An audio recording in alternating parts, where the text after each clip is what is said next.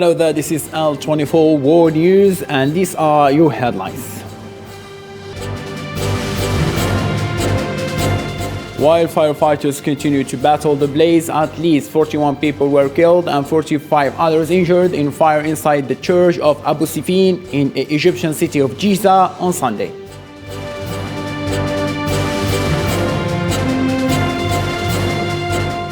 The removal of top-secret documents from Donald Trump's Mar-a-Lago resort brings to light the former president's ongoing national security concerns.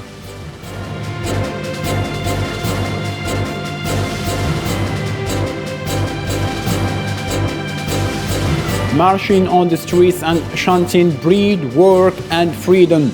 Taliban security forces fired shots in the air to disperse protests by Afghan women's rights activists in Kabul on Saturday.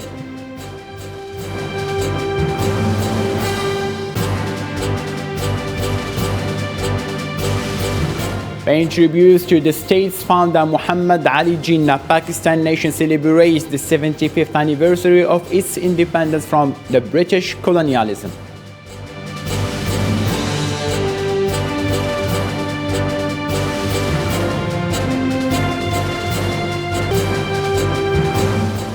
Hello there and welcome. Those were today's top stories. A fire broke out at a church in the Giza state in Egypt on Sunday, causing the death of 41 at least and more than 45 injured. According to local media, many of the casualties are thought to be children, as there is a nursery inside the church. It's feared the death toll could rise in the coming hours. So a different matter now. According to New York Times report, the lawyer of the former U.S. President Donald Trump reportedly signed a letter in June claiming that all sensitive information kept in boxes at Trump's Mar-a-Lago property had been handed back to the government. The statement was signed after a meeting between the two Trump lawyers and a senior national security officer from the U.S. Department of Justice on June the 3rd at Trump's South Florida Beach Club to discuss the handing of secret material. The U.S. Department of Justice said the FBI agents removed 11 sets of confidential documents from Trump's Mar-a-Lago estate in Florida, some of them considered above top secret. Trump claimed in a statement that the documents seized by agents were all declassified and that he would have turned them over if the Justice Department had asked. You know, a president can declassify anything. Shouldn't be able to declassify the matters of this seriousness. This isn't declassified. It's just improperly handled. This information, as it is coming across, and we'll know more later, is highly classified, well above top secret. FBI agents took at least 20 boxes and 30 items including information about the president of France. The Washington Post had also reported for possible classified materials related to nuclear weapons, which Trump denied the report, writing on his social media account that the nuclear weapons issue is a hoax. When it comes to classified information, the moment the president leaves office, he's not necessarily going to be possessing a security clearance, and he doesn't have one right now. There is absolutely no reason for a former president or any other former official to have classified information in their personal possession. The disclosures made by FBI agents based on a search warrant was approved by federal magistrate Judge Bruce Reinhardt, who believed on the possibility that Trump breached the Espionage Act, a federal law that prohibits the possession or transmission of national defense information, which might threaten national security. I mean, these are felonies, and these are severe felonies. The Espionage Act is what we prosecute spies under. It's what we prosecute leakers under when they leak sensitive and classified information to the media. This is something that the government takes very seriously. It's worth mentioning that Trump increased the penalties for violating the Espionage Act when he was a president, making it a felony liable to be punished by more than 5 years in prison. 5 gunshots were heard in main terminal building of Canberra Airport in Australian capital on Sunday, prompting the evacuation of area. The police reported that one suspect had been taken into custody and that a gun has been found. No injuries have been reported yet. According to local media accounts, The event caused flight delays and cancellations. A male has entered Canberra Airport in the departures area. He is sat in one of the areas adjacent to the glass windows. After approximately 5 minutes, this male has removed a firearm from his possession and let off approximately 5 rounds. There was no shots directed at people or persons, passengers or staff. The airport itself is now locked down. There is an active crime scene up there that is being processed. Thousands turned out in Rio de Janeiro on Saturday in a strong show of support for President Jair Bolsonaro at an event that mixed religion with politics and reflects solid backing by evangelical religious groups for the president in the run-up to elections in October. Evangelicals have been amongst Bolsonaro's strongest supporters, representing a key voting group as the president seeks to narrow the gap in polls by as much as 18% with less than 2 months until election day.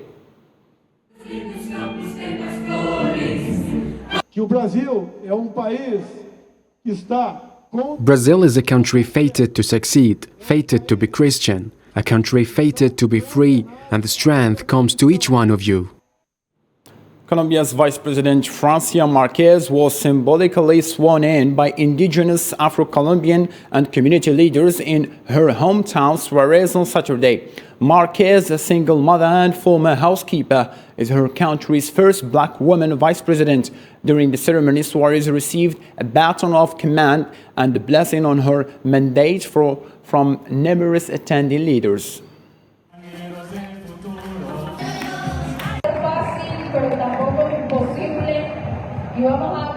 Our commitment with peace is our most important one. An ethnic chapter was created for the indigenous people and Afro-Colombians in the peace treaty signed by the government. I will be the person in charge of ensuring the ethnic chapter for peace will advance. A U.S. lawmaker delegation arrived in Taiwan today, Sunday, for a 2-day visit during which they will meet the Taiwanese president. This comes as China continues to flex its military muscles throughout Asia. The Chinese military carried on Sunday its live fire drills in South China Sea and desert. Russian energy giant Gazprom started boosting natural gas delivery to the European Union member state Hungary via the Turk Stream pipeline running through the Balkans. The Hungarian's foreign ministry secretary stated that by the end of this month, Gazprom will deliver an extra 2.6 million cubic meters of gas to Hungary every day. The General Staff of the Armed Forces of Ukraine has confirmed the fighting continues in Donetsk region, where the Russian forces claims to have taken control of the village of Pesky. The Russian Ministry of Defense also said that the Russian forces had destroyed a US-supplied HIMARS rocket system near Ukraine's Kramatorsk and depot with its missiles. In the same line of thought, Russia is bombing the area where the Zaporizhzhia nuclear power plant is located in order to blackmail Ukraine and the entire free world. Ukrainian President Vladimir Zelensky said this in daily video address. This plant has been under Russian control since March, and Ukraine has accused Moscow of besieging hundreds of troops there and stockpiling weapons there. Tens of thousands of people rallied across Myanmar on Sunday to denounce the last week's coup and demand the release of elected leader Aung San Suu Kyi in the biggest protest since the 2007 staff room. Protesters said the military government must be held accountable internationally for executing political activists 3 weeks ago. The democratically elected former leader Aung San Suu Kyi remains in detention. She is set to appear in court this week. To Asia now, Taliban armed forces fire live shots in the air to distract women protesters who took the streets to the capital Kabul, calling for their rights of education and work amid the economic crisis that hit the economy. Islam Seed on this story.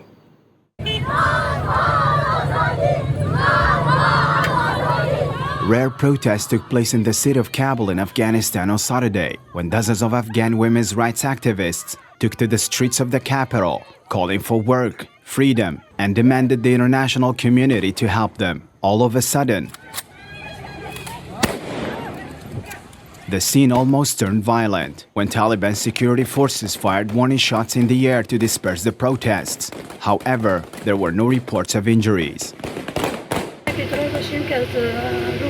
Today we staged a protest in Central City. The protest was against the Taliban's 1 year in power, because they don't have any agenda for governing. Girls' schools are still closed. Women are being fired from their jobs for no reason. Poverty is increasing. So for all good reasons, we were protesting. Our protest turned violent as the Taliban started shooting warning shots in the air, and they even detained some of the female protesters. There were around 20 to 30 Taliban firing warning shots to disperse the protest. The protests occurred just days ahead of Taliban's first anniversary in power, after the withdrawal of US and NATO forces from Afghanistan. Afghan women have been fighting for their rights since August last year, the year which Taliban took rule of the country and ended 4 decades of conflict. However, girls were banned from high schools and many women were not allowed to work. Billions of dollars in aid have been cut off from the country. The latter plunged into a major humanitarian crisis, which paralyzed the economy due to these sanctions, and the most affected ones are ordinary Afghans' families.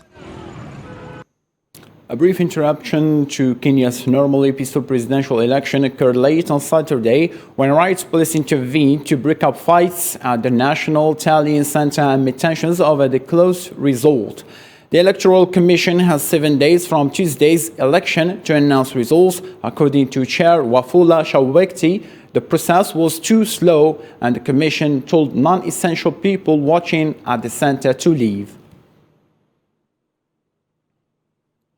Police in Sierra Leone's capital lifted a curfew Saturday after protests against rising living costs in the West African nation turned deadly this week. Inflation in the West African nation reached 28% in June, causing a spike in the prices of everyday needs and pushing families into more poverty. In Britain, members of the ASLEF union gathered in northwest London as they prepared a 24-hour strike to protest their wages and working conditions. The strike left large parts of Britain without train services on Saturday. This comes in the midst of purchasing power crisis in the United Kingdom, which is facing a rising inflation. Railway tracks in Hamburg were occupied by around 150 climate change protesters in protest against fossil fuels. The demonstrators tried to block the rail link to terminal at the city port after days of protest locally over climate change. Police encircled the group and started to lead them away individually.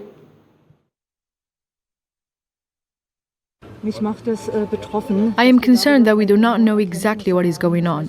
That means we have a toxic load in the river. Personally, I don't know when it will be diluted to such an extent that it no longer possesses a threat to nature and people. The relevant authorities will have to take measurements and then, of course, issue warnings if necessary.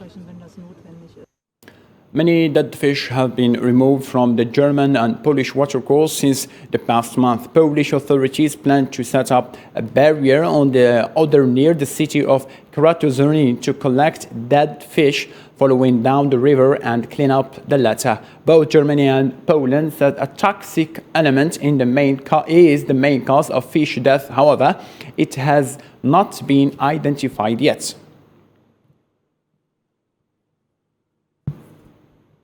Due to shallow depth of the navigation channel on the Rhine near Cologne, river transport boats are wary of running aground. The Rhine level is steady dropping due to the ongoing drought, and only a small amount of navigation is currently possible.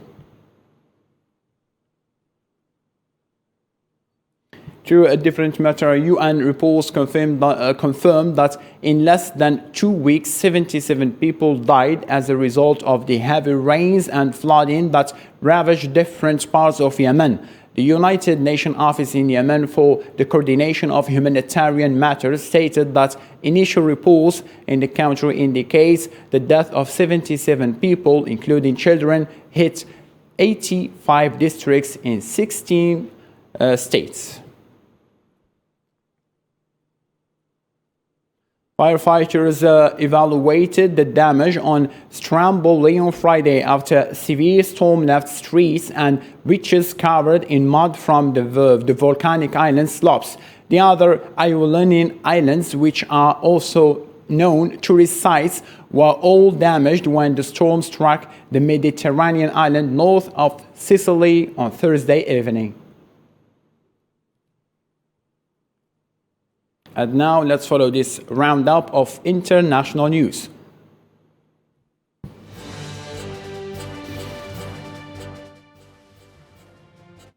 Part Ukraine under a UN-brokered deal to resume grain exports from the country 2 weeks ago was approaching a Syrian port on Sunday.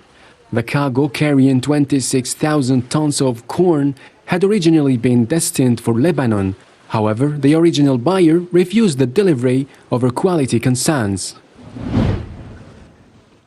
The oil giant Saudi Aramco on Sunday reported its highest quarterly profit since the company went public in 2019, boosted by higher oil prices and refining margins.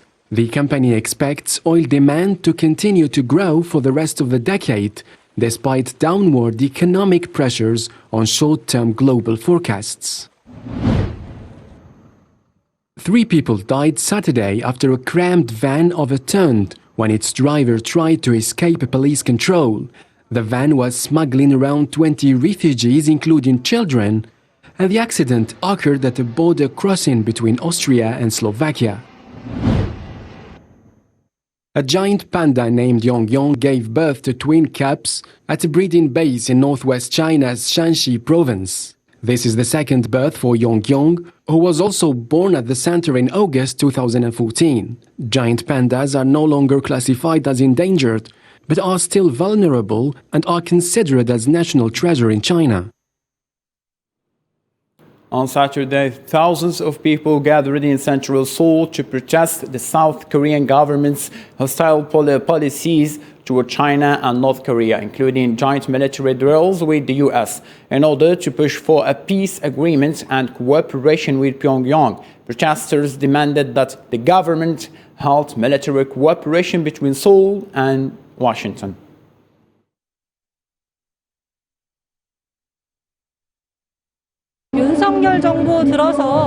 Since the launch of the Yoon Suk-yeol administration, South Korea is taking a hardline policy towards North Korea and China. We're here today to call for peace on the Korean Peninsula and inter-Korean reconciliation and cooperation.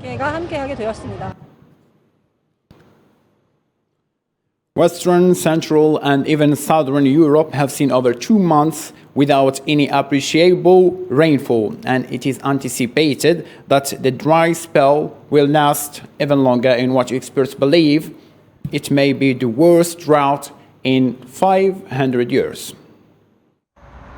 An unprecedented drought is worrying nearly half of the European continent. In the coming days, the Rhine River's water levels may drop dangerously low, making cargo transportation more challenging. According to Bastian Klein, an expert at German Federal Institute of Hydrology, levels have dropped roughly to 40 centimeters. Meanwhile, this unprecedented drought pushed UK government to impose water restrictions in parts of England. In general, there is no ban on navigation at low water. Every skipper is responsible for the loading of his ship and for the safety of the transport. In this respect, there is no suspension of shipping. But of course, for ships in the area of the Middle Rhine that have to go south, it's too shallow for, let's say, normal ships under 40 centimeters. The Thames River's source has dried up further downstream than ever before, as England appears to be heading into drought. According to British Met's office, this July was driest for England since 1935, especially in some areas of the nation. So you can see here that the water level is very, very low, and we would expect the water to be much higher at summer. I mean, in winter it goes right up to the top of the bridge pier, but in summer this is quite a low level. So we've had a long period with no rain, and that means that rain is not feeding the river systems And also the water tables are very, very low as well. So the water can't spring out of the ground to feed the river upstream. On Friday, smoke rose fire, raging through a protected area in Statland Heath. There are worries about wildfire caused by the recent warm and dry weather, as well as an effect on transportation and stray water supplies that will leave many villages to struggle with water shortages. Yeah, I mean, essentially the water runs out. You turn a tap on and there is no water. So it's in that sense, it's quite sort of basic. And that happens for hours at a time until they bring a tanker up and pump more water into the local mains. But clearly that's not a long-term solution.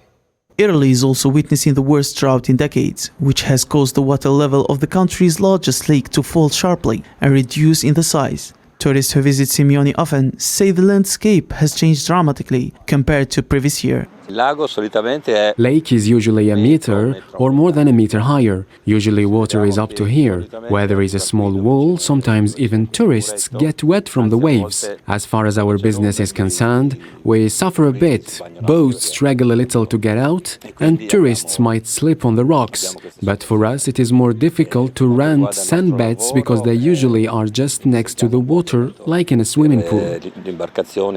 Europe has seen 45 droughts, which experts classified it as the most frequent natural disaster affecting humans worldwide. The cost for Europe has exceeded $27 billion, with 40% of continental land and 70% of population affected.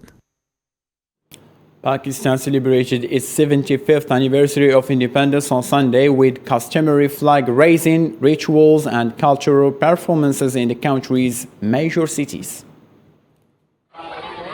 On Sunday, formal celebrations of Pakistan's 75th anniversary of independence took place in all over its major cities.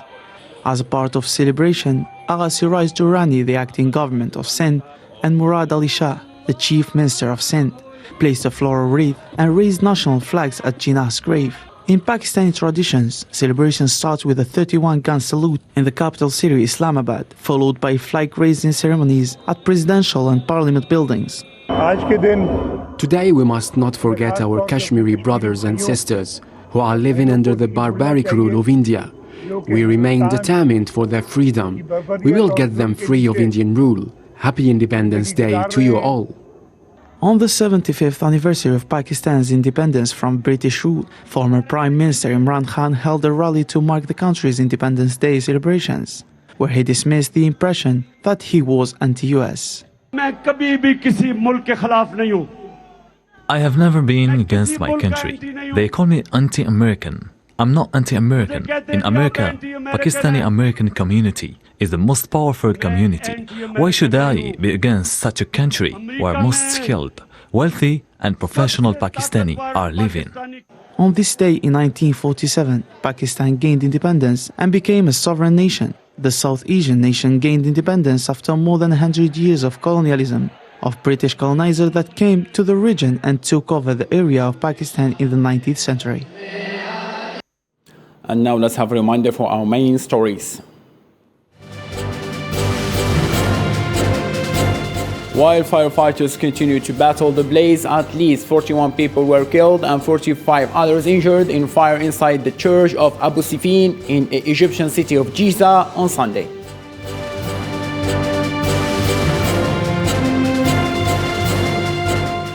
The removal of top-secret documents from Donald Trump's Mar-a-Lago resort brings to light the former president's ongoing national security concerns.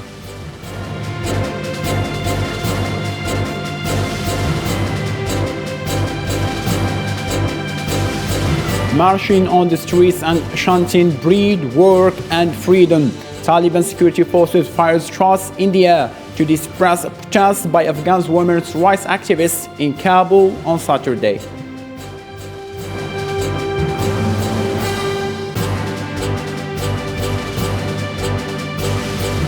Paying tributes to the state's founder Muhammad Ali Jinnah, Pakistan nation celebrates the 75th anniversary of its independence from the British colonialism.